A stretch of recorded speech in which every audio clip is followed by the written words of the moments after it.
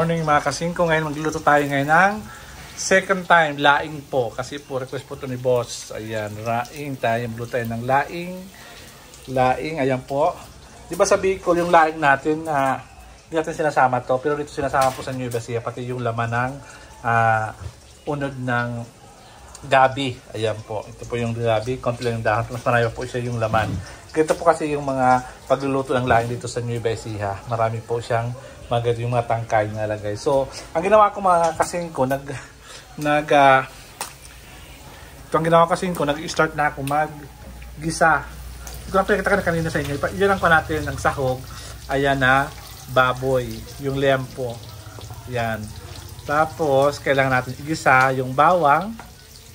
Kailangan natin igisa muna. Kasi ang gusto kasi ginigisa. Sa Bicol naman, ang ginagawa sa Bicol, gata muna. Yung gulay, gata. Lagyan ng sibuyas, bawang, hindi na ginigisa yung gata. Minsan sa pagluto sa Bicol, ganyan. Kasama na yung gata. Saka lagay yung mga sangkap. Ako naman, dalatunan ko nung pumunta ako sa Daet, Cam Norte, yung sa bayan ng mama ko. Ganito pagluto nila, ginaganyan muna. Sangkot sa muna yung sibuyas, bawang. Tapos ito, yung sibuyas, tapos yung loya. Sinasama ko na yan mga kasingko. Ayan. Sinasama ko na siya. Wait lang Sinasama ko na siya mga kasingko para mas masarap. Ganito. Mas masarap yung lasa. Ayan. Sibuyas, bawang, tapos luya. Yan mga kasingko yung ginagawa ko pag ako'y nagluluto ng laing. Yung hindi pa nakapanood ng unang laing ko, ito po. Turuan ko kung paano pagluto ng laing. Ayan. Ganyan lang. Halo-halo siya. Diba?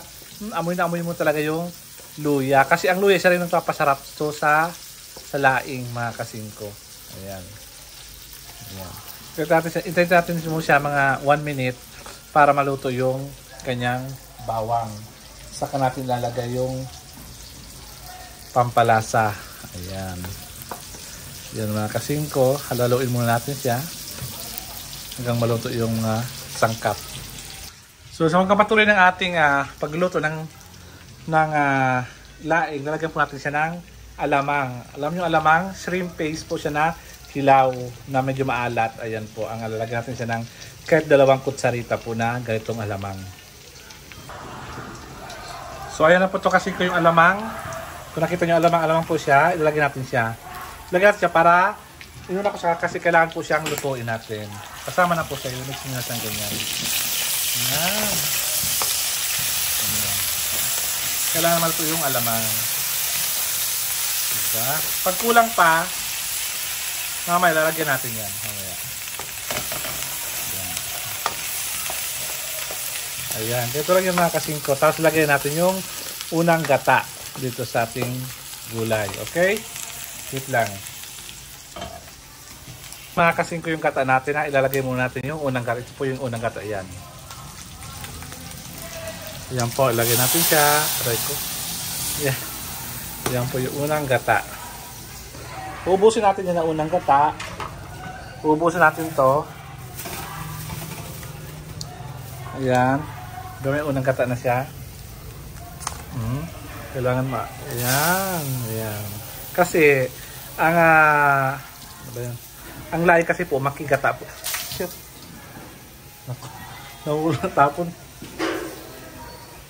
Natapon pa mga kasingko yung gata. Mami? Pabot nga mami ng kwa? Pabot nga mami ng map? Ayan. So, ito na po. Ilagay po na. Ano? Ganyan lang mami. Ganyan na yan. Okay na? Oo, ayan. Ayan. So, natapon po yung gata po natin. So, ganito po nalagay natin yung gata. Ayan. Nalagay natin yung gata. Ayan. Mga kasingko. Yung unang gata muna yung lalagay. Yung tsakang gata muna ang nilalagay. Ang tawag dito mami, tsakang gata, ano? Tsakang gata. Tsakang gata. Ayan. So yan mga kasingko.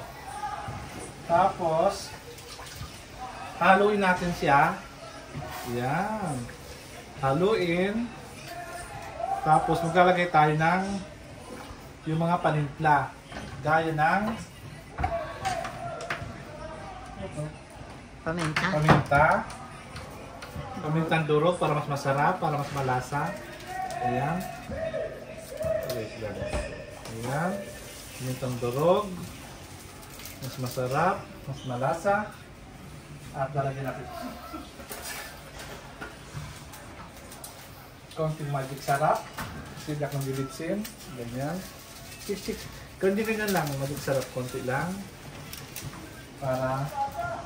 Para masarapan si Mami at hindi siya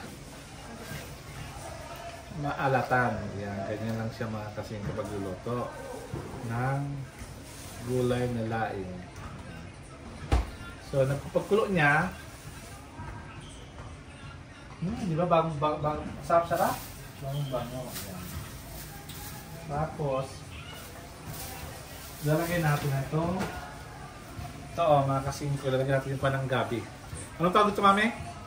Tangkay ng gabi. Ayan. Kumakain ka, Mami, ng gabi? Oo. Lalagyan natin yung tangkay ng gabi. Ayan. Paborito rin ni Mami itong gabi to. Di ba, Mami? Kumakain, marami nakakain siya pag kumakain itong gabi to. Tangkay kasi. So, yung iba siya ba, Mami? Itong ginugulay, ano? Yung tangkay, kadalasan yung tangkay. Tapos yung uno, yung, Mami, yung bunga. Yung bunga yun. Mayroong bunga rin to. Ayan. Unahin mo natin tangkay. Ayan. Tangkay yan.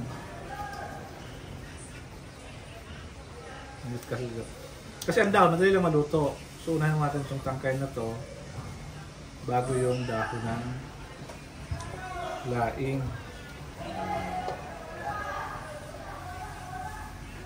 Mami, anong masabi mo, Mami, sa pagluluto ko? What can you say about my cooking? Okay na. Mami? Okay naman.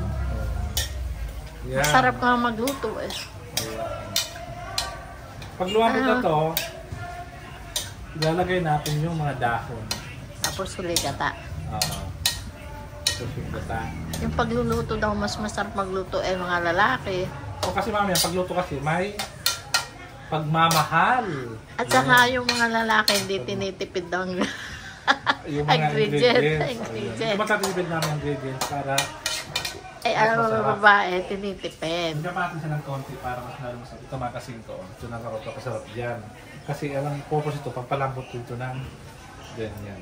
Ayan. So, mamaya naman at babalikan natin kay mamaya para sa ating finale. So, mamaya ulit. Mamaya ulit mga kasingko.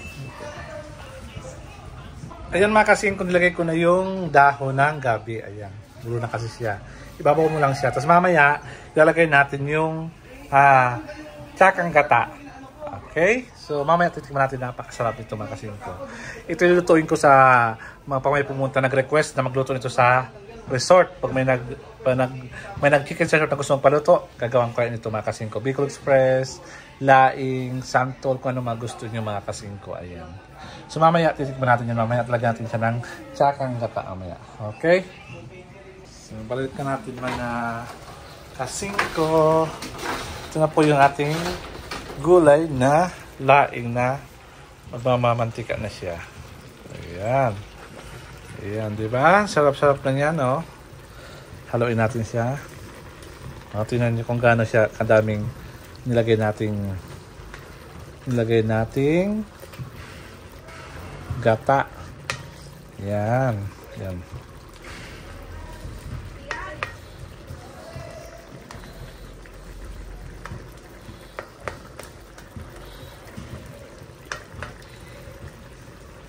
Ayan mga kasingko, yung ating gulay. Natin kung tama yung kanyang, siyempre yung asin, yung tama, hindi masyadong maalat. Kulang pa siya ng asin, so lalagyan natin ng asin. Medyo maanghang lang kasi nga may sili siya.